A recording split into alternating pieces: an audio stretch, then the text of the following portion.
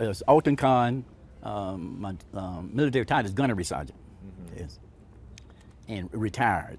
Retired. Right. And Purple Heart recipient. Right, Purple Heart recipient. Did 22 years, 6 months, and 8 days on active duty. Yes, sir. You're from Jacksonville? Jacksonville, Florida. All right. Graduated from Forest High School. Forest, not Yeah. Stanton. Well, I went to Stanton first, and then they you know, when they had the integration, Yeah. first year, but that was my senior year, and I went to Forest for my senior year because Okay. we went the closest, yes. But I Okay. always say I like Stanton also. You went through as a recruit here at Parris Island. Yes, I did. What was that like? To be honest, hell, something I never experienced. My dad was in the Navy and stuff, and that's how I knew about the Marine Corps and stuff. Because on all military bases, Marine Corps bases, Navy bases, there's always a Marine at the gate waving you through, traffic through. And I always wanted to wear those blue trousers with the red stripe. That was my goal. So when I got my letter to being drafted into the Army, I didn't want to go Army, so I went to the Marine recruiter and told him I had a problem. And I showed him my letter. He said, I think I can help you, young man, sit down. And been with him ever since. So you knew you wanted to be a Marine your whole life? Whole life, yes. And you went to Vietnam. Yes, I did. What was that like? Again, hell, because when I got there, they put me in Alpha Company, 1st Battalion, 9th Marines. And we are known as the Walking Dead. They have disbanded the unit. They've disbanded them, then they bring them back, they don't disband them again. And it was 36 men in my platoon and stuff. We got tasked for a mission, the whole platoon. And on the 5th day of this mission, we got caught in the L-shaped ambush. And everybody got killed except for me and there's another Marines. So on 58 days, we survived off the land of Vietnam. And on the 58th day, it was my 19th birthday, and we saw this group of personnel on this hill. It turned out to be a unit of Green Beret. We made contact with them, told them what happened, spent the night with them. So the next morning, they called for a helicopter to pick us up. We got back to the rear. So when we got back, the first day we got debrief. Second day, we had they gave us a steak downer, and on the 3rd day with replacement, we was right back out there fighting with them again. How many people were killed in your platoon? 34. 34.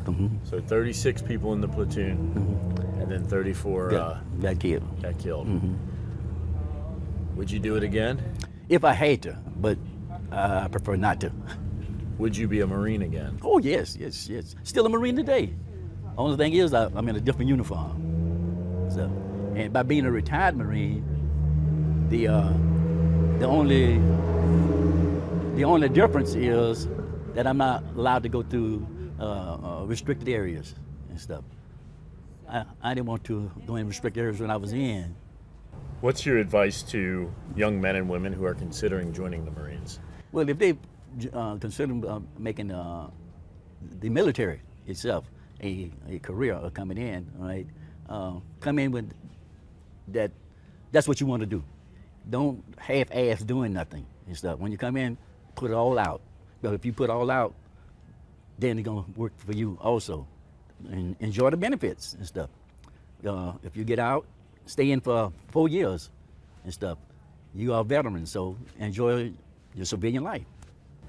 What do you think about having teachers here? That's great because I get a chance to harass the teachers when they come to visit me at the museum. It's a good part. I've been with the program ever since it started and stuff. And before I retired from the museum, right, they asked me to come back and do the educators workshop. So that's why I still come back and do it, and I enjoy it. Why is it so important to give the knowledge to these teachers? Because a lot of teachers, the only thing they know about is the military, what they see on TV. So this will give them first-hand knowledge on what the Marines does. I don't know about the other branch of service, and how they have a transformation from a civilian life to the military life. It really changes people here. Yes, it does, yeah. You come in looking like one way, and you leave a completely different person. A better person. And a better person, yes, it does. If you had the opportunity, let's go back to the 1960s when you're sitting in the recruiter's office. Would you do it all again? Sure, yeah, yeah. And if I know what I know now, I still do it. So, because in any job, you're gonna have good times and bad times. My good times in the Marine Corps way outnumber the bad times I had. And that's including the the incidents in Vietnam. I still would do it and come back again. You still feel bad for your brothers you lost? Sure, yeah.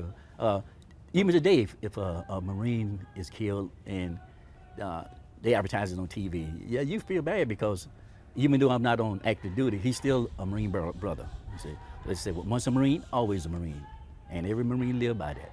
So, you're proud? Yes, yes. What's so special about this base? Well, this is Paris Island. This is the way it all begins at and stuff. So I guarantee you, when you leave and graduate, a lot of Marines say they're not coming back, but I guarantee you they'll come back and stuff. It's just something about the Marine Corps and Paris Island.